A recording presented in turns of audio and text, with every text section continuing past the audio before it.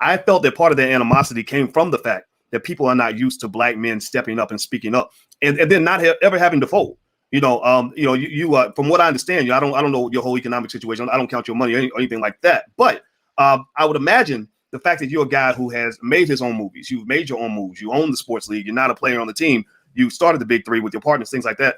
That independence gave you a freedom of voice and expression that a lot of brothers don't have, and people are just not used to that. Like they would, it's just almost like that person that you don't expect to talk. You're like, why are you talking? And I was cheering you on, but I think a lot of people were kind of taken back by that. How much do you feel some of the backlash was driven by the fact that you are a black male, in particular, a straight black African American male who's really truly fighting for the black community? It wasn't no cross sectional stuff. It wasn't watered down. It was like a powernomics oriented kind of message you had, very straight, no chaser. How do you think that played out in terms of the strength of the backlash that you saw, at least from mainstream elite media?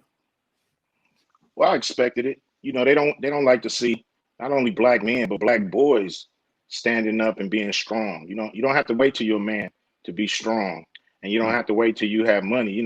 At 15, 16 years old, we was telling them what it was, and we was telling them that you're not gonna tell us how our life was and how our life is. So, I just think it's really all about having principle, being a man.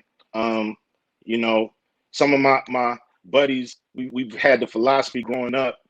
I was looking for a job when I found this one. So it don't matter.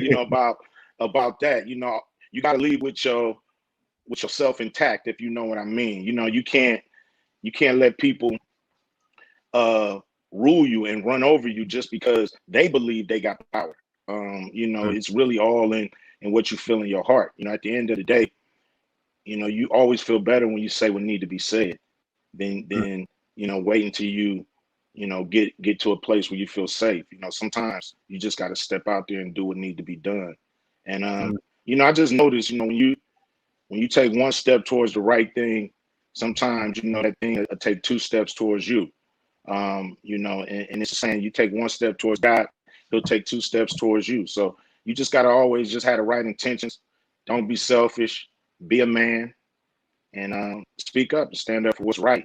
I think more of us got to do that. Yeah, they are, that's foreign to them nowadays, because a lot of our men, we into hip hop, we into our music. You know what I'm saying? A lot of dudes is grown ass teenagers. You know what I'm saying? But at the end of the day, they gotta step out of that and do what a man need to do at the time when a man need to do it.